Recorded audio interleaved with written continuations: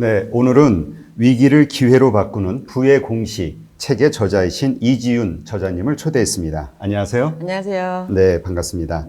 일단 사실 현재 상황이 그 코로나 이후 뭐 여러 가지 그 변동성 장세 때문에 네네. 위기의 순간이 뭐 네. 갑자기 오기도 하고 또 풀리기도 하고 지금 아주 심한 변동성 장세잖아요. 네네. 그래서 이제 더군다나 이 위기를 기회로 바꾸는 부의 공식이라는 이 제목이 참 어울리는 시대가 아닌가 그런 네네. 생각이 들고요. 네네. 그래서 가장 첫 번째로 드릴 질문이 위기에 강한 투자법이라는 게 과연 무엇인가에 네네. 대한 질문이거든요. 네네. 일단 최근에 이제 한국은행 기준금리가 0.75%로 내렸다가 또 다시 한번 또 그 인하를 단행해서 0.5%로 내렸잖아요. 근데 이게 어떻게 보면 코로나가 좀 장기적으로 가다 보니까 하반기 경기가 더 안 좋아질 것으로 이제 정부가 예상을 하다 보니까 좀 선제적으로 대응했다 이렇게 보시면 될 것 같은데, 이 금리가 0.5%로 내려갔다라는 거는 어떻게 보면 물가 상승률을 약 3% 정도로 가정을 했을 때 내가 은행에다가 저축을 하게 되면 매년 2.5%씩 돈의 가치가 하락하고 있다라고 보시면 되거든요. 예를 들면 내가 은행에다가 1억을 예치를 해놨을 때 10년을 예치한다 그러면 이자는 500만 원이 늘어나는 상황인데 내가 실제로 내 돈의 가치는 약 10년 동안 2,500만 원이 깎이는 거고, 예를 들어서 내가 노후자금으로 1억을 은행에다 예치를 해놨다 그러면 그 돈의 가치가 20년이 지나게 되면은 약 거의 반토막으로 50%가 사라지는 상황이잖아요. 그러다 보니까 지금 현재는 이제 투자라는 거는 필수 불가결의 시대다 이렇게 말씀을 드리고 싶은데, 사실은 그 대한민국에서 부동산 빼고는 부자가 되기가 사실 힘들잖아요. 예, 근데 부동산도 제가 그동안에 쭉 15년 동안 투자를 해보니 외적인 요인, 내부적인 요인보다는 외부적인 충격에 의해서 하락을 하더라고요. 근데 그때 경제 위기가 오고 이제 금융 위기가 왔을 때 뭐 국내 주식이나 그다음에 뭐 코스피도 떨어지고 부동산도 다 떨어지는데 한 가지 오르는 게 유일하게 달러더라고요. 물론 이제 금도 오르긴 하지만 금 같은 경우에 워낙 변동성이 많다 보니까 달러는 굉장히 기축통화이고 안정적인 화폐잖아요. 근데 부동산은 금융 위기가 오면 오히려 하락을 하는데 그와 반대로 달러는 오르더라는 이야기죠. 그렇다 보니까 이 위기를 기회로 바꾸는 강한 투자법은 달러와 부동산을 병행해서 투자하는 이런 방법이다 이렇게 말씀을 드리고 싶습니다. 네. 이 달러라는 거는 화폐인 달러만을 얘기하시는 건가요? 아니면 달러를 기초로 하는 달러 자산을 전체에 포함을 하시는 건가요? 전체 포함을 하는 거죠. 기본적으로 뭐 달러 화폐에도 투자를 할 수가 있겠지만은 어떤 수익을 주는 상품이나 이런 데도 투자가 가능하니까 그 두 가지를 다 병행해서 하시는 것도 괜찮을 것 같습니다. 그렇군요. 그런데 또 이견을 가지신 분들은 네네. 현재 우리 한국의 상황이 그 가계부채 문제가 좀 심각하잖아요. 많이 네네네. 커져 있고요. 네네네. 그래서 결국에는 시간이 지나면서 이 부동산 시장은 위축될 수밖에 없다. 이런 의견을 가지신 분들도 있거든요. 그렇죠. 어떻게 생각하세요?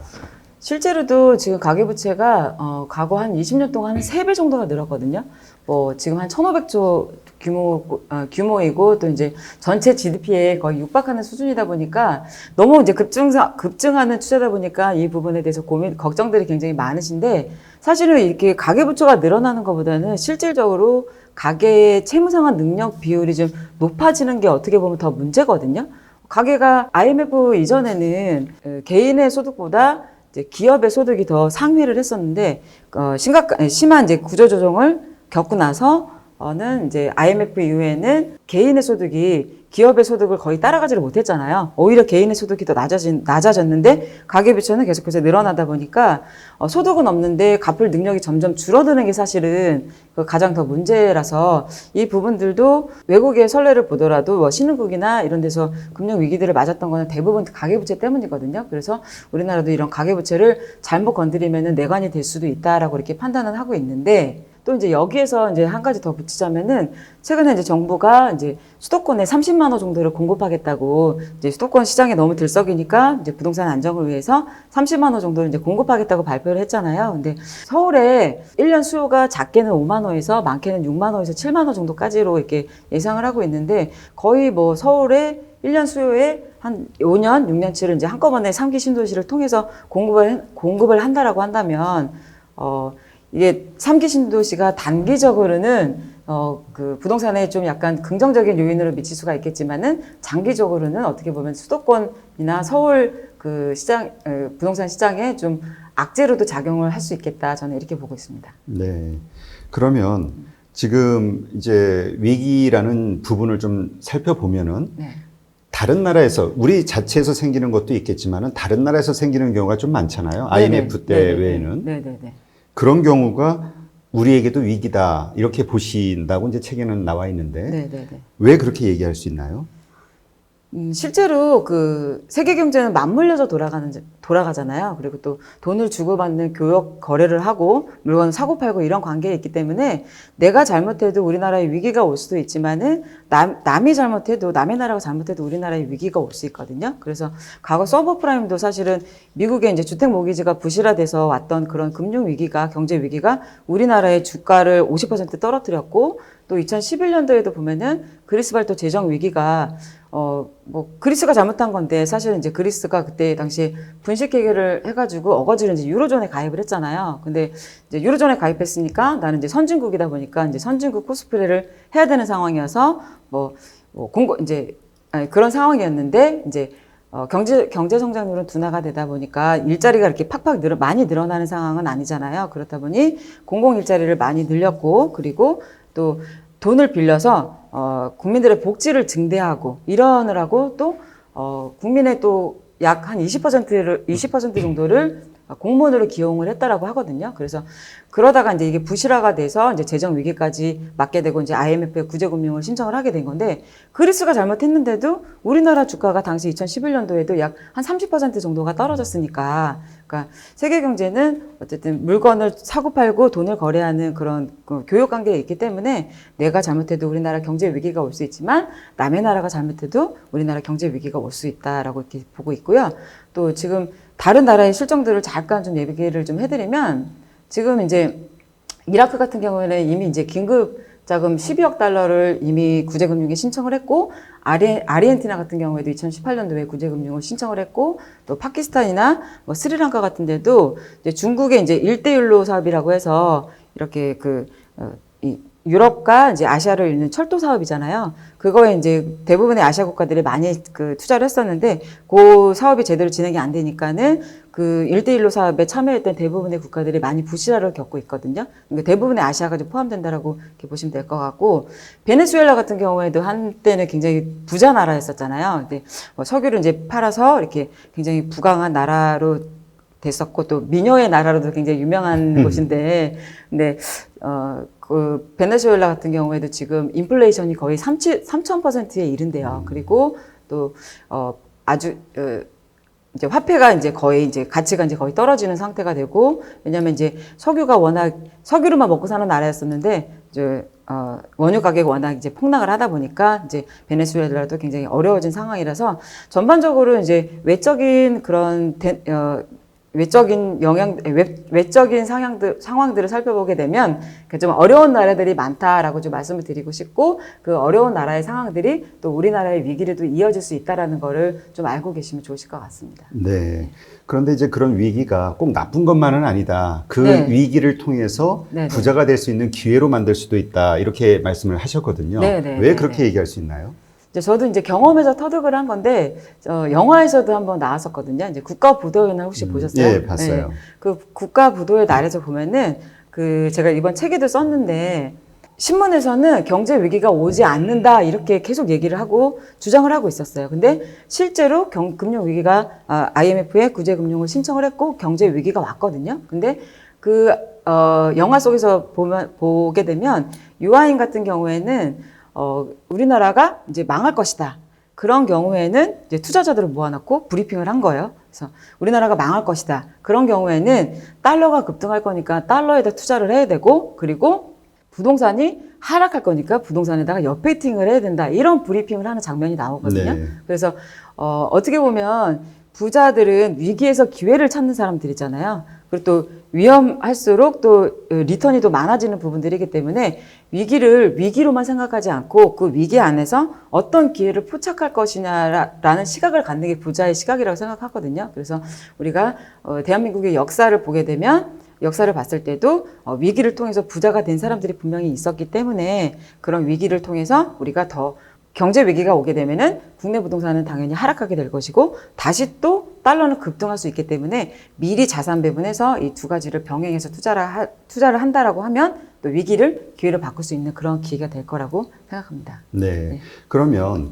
그 이제 자산 배분을 하는 것이 위기라는 것이 느껴졌을 때 자산 배분을 하는 건가요? 아니면은 위기라는 상황이 전혀 인지되지 않는 평범한 상황에서 미리 사전에 네. 자산을 그렇게 분배를 해놓는 게 좋은 건가요? 미리 분배를 하는 게 좋죠. 왜냐면은 경제 위기 상황에서는 환율도 너무 등락이 심해지고 부동산도 또 등락이 심해질 수 있기 때문에 그런 시기에 사실은 일반적인 개미 투자자들이 들어가기는 쉽지는 않다 보니까 그냥 일반적인 상황에서 미리 투자를 해놓고 기다리게 되면은 뭐 금융 위기라는 거는 지금 뭐 이번에도 또 여러 가지 경제 지표들이 금융 위기가 올 수 있다라고 이제 가리키고 있는데 또 그래도 안 올 수도 있거든요. 그렇지만 언젠가는 세계 경제 메커니즘이 같이 돌아가다 보니까 언젠가는 또 금융 위기가 도래될 수 있기 때문에 미리 자산 배분해서 부동산과 달러를 병행을 하다 보면은 언젠가 위기를 만났을 때 내 자산을 갑자기 이렇게 증식할 수 있는 그런 기회가 온다라고 보시면 되는 거죠. 네. 그러면 이제 자산 배분을 해서 이렇게 가다가 네. 이제 위기가 딱 닥쳤어요. 네네. 그러면 이제 뭐 한쪽은 뭐 손해를 보더라도 또 다른 한쪽이 상승이 되면서 이제 만회를 해주겠죠. 네네네. 근데 이 순간에 그 다음 액션이 있어야 되잖아요. 그러니까 네. 위기에 대처하는 어떤 투자. 네네. 그런 거는 어떤 게 있을까요? 그러니까 이런 거죠. 그러니까 부동산도 사실은 제가 이제 책에도 썼지만은 그래도 금융 위기 시에 많이 떨어지는 부동산도 있고 덜 떨어지는 부동산도 분명히 있거든요. 그래서 웬만하면은 좋은 부동산, 이제 앞으로는 부동산도 양극화가 많이 이제 진행이 될 거기 때문에 똘똘한 부동산에 투자를 하게 되면은 금융 위기가 와도 이제 덜 떨어지는 부동산에 투자를 해야 돼요. 근데 그렇지 않은 경우에는 과거 이제 IMF 때를 한번 돌아보게 되면은 부동산이 약 50%까지 떨어진 적이 있었거든요. 그러면 그때는 지금 원달러 환율이 코로나발 금융 위기 때문에 조금 올라서 한 1,250원 정도 되잖아요. 근데 평상시대는 한 1,100원 정도 그 정도 수준이었거든요. 근데 IMF 때는 그 원달러 환율이 약 2,000원 가까이 올라갔었으니까, 그러니까 예를 들어서 이런 거죠. 달러에 이제 일단 10억 원을 그냥 투자를 해놓는 거예요. 근데 부동산에 일단 내가 투자를 안 했다라고 친다면 그냥 10억 원을 투자를 해놨다가 얘가 글로벌 금융 위기 같은 그런 서브프라임 사태가 왔어요. 그러면은 약 한 1.5배 정도가 상승한다고 보면은 15억 원 정도가 되는 거잖아요. 그러면은 그 15억 원을 다 찾는 거예요. 그러면은 국내 부동산이 10억 원짜리가 예를 들어서 5억 원이 됐다라고 하면 그 내 돈 원금 10억 원을 그대로 놔두고 그 5억 원을 가지고 국내에 50% 하락한 부동산을 매입을 하는 거죠. 그러면은 이 5억 원짜리 5억 원에 매입했던 이 부동산은 원래 10억짜리였으니까 금융 위기가 지나고 다시 경기가 회복이 되면 얘가 다시 10억이 되는 거거든요. 그러면 여기서도 돈을 벌었고 내 원금은 그대로 또 보존이 되는 거니까 그런 식으로 이제 투자를 하시는 게 굉장히 안정적이지만 자산 증식을 갑자기 좀 확장할 수 있는 그런 부분이다. 이런 거 이렇게 그렇군요. 말씀드리고 싶어요. 그러면 그 대한민국의 이제 여러 가지 역사를 보면은 이제 여러 차례 위기 상황들이 있었잖아요. 네네. 그런 위기 상황에서 돈을 번 그 부자들의 그 방법, 네. 공식 네네. 그런 게 지금 말씀하신 거하고 연결이 되나요? 그렇죠. 이게 달러와 부동산의 병행 투자가 부자들의 공식인 거죠. 어떻게 보면은 부동산은 경제 위기는 앞으로 계속 도래가 될 수밖에 없는 구조를 갖고 있는데 부동산은 외적인 요인으로 늘 하락을 하지만 그런 외적인 요인이 있을 때 달러는 항상 올라가니까 상승을 하니까 어떻게 보면은 부동산의 하방 리스크를 해지할 수 있는 부분도 있지만 자산 증식을 확대할 수 있는 기회가 되는 거죠. 네, 네. 그렇군요. 네. 자, 그러면 우리가 사람들은 다 누구나 부자가 되고 싶어 하죠. 그런데 부자가 되는 게 쉽지는 않잖아요. 네. 그러니까 이제 어떻게 하면 부자가 될 수 있을까 자꾸 고민을 하고 연구를 하다 보니까 네. 부자인 사람들, 네. 그들은 어떤 생각을 하고 네. 어떤 생활 패턴을 갖고 있는지 뭐 네. 이런 것들에 대해서 이제 많이 호기심을 갖잖아요. 네. 부자가 되는 뇌구조를 만들 수 있다. 이렇게 주장을 하셨는데 네. 어떻게 그렇게 할 수 있죠? 제가 이게 항상 이제 얘기하는 게 부자가 되고 싶으면 기본적으로 부자 마인드를 가져야 된다. 이런 얘기도 많이 하고 부자들의 생각법을 배워야 된다. 이런 얘기들을 많이 하는데 이거는 제가 이제 책에 쓰려고 했는데 이제 삽입이 되지는 않았던 부분이라 좀 소개를 해드리고 싶은데 내구조를 만드는 거는 사실은 그렇게 어려운 일은 아니에요. 그래서 뭐냐면은 저는 이제 그 매슬로우의 욕구 5단계 이론에 이제 근거해서 얘기를 좀 드리고 싶거든요. 그래서 이제 메슬로우는 이제 인본주의 심리학자인데 그 메슬로우의 이제 의견에 의하면 첫 번째 인간은 이제 5가지 단계를 만족을 해야지만 5가지 욕구를 만족을 해야지만 내가 스스로 행복하다라는 이런 생각을 한대요. 근데 첫 번째 단계가 생리적인 욕구고 이제 두 번째가 안전의 욕구, 사회적인 욕구, 그 다음에 네 번째가 자기 존중의 욕구, 그 다음에 자아 실현의 욕구, 이렇게 5가지가 충족이 돼야지만, 되게 이제 행복한 상태다라고 이렇게 얘기를 하는데,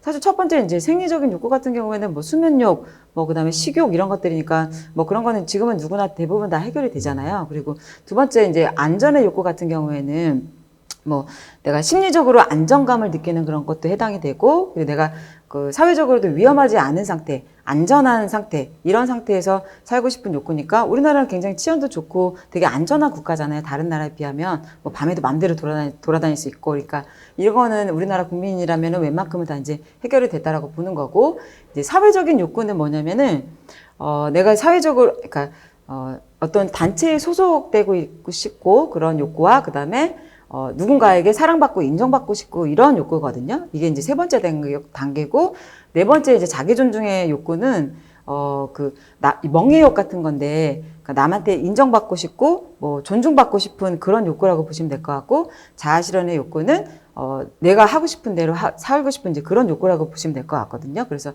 이 5가지 욕구가 충족이 돼야지만 가장 이제 행복한 상태라고 보는데, 제가 항상 이제 자산 관리 업무를 하다 보니까 워낙 많은 고객사들도 만나고 많은 이제 고객들도 만나는데, 이야기를 하게 되면 강의할 때도 많이 얘기를 하지만, 사회적인 욕구 단계만 잘 충실해도 나머지 자기 존중의 욕구와 그 다음에 자아 실현의 욕구는 채워진다라고 이야기를 하거든요. 그게 무슨 얘기냐면, 사회적인 욕구는 내가 누군가한테 사랑받고 싶은 욕구잖아요. 그러면은 내가 사랑받고 싶은 욕구를 누군가를 만나려고 쫓아다니고 누군가한테 사랑받으려고 이성을 만나려고 쫓아다니지 말고 그 시간에 너의 개발을 하고 그다음에 너의 좋은 성정을 쌓고 그다음에 누군가를 만났을 때 괜찮은 어느 정도의 수준의 대화를 하기 위해서 너의 지적인 수준을 올리고 이런 거를 쌓다 보면은 자연스럽게 네 주변에는 사람이 몰리게 되어 있고 자연스럽게 너는 사랑을 받게 된다. 그러면은 그리고 또 남들로부터 뭐 사랑받기 위해서 노력하다 보니까 나는 이미 온화한 성정도 쌓았고 능력도 쌓았고 자기 개발도 하고 있고 어느 정도 지적 수준도 도달했을 거면은 당연히 주변 사람들이 나를 좋아해 줄 거고 나를 또 존중해 줄 거잖아요. 그러면은 4단계, 5단계는 그냥 저절로 해결이 된다라는 거죠.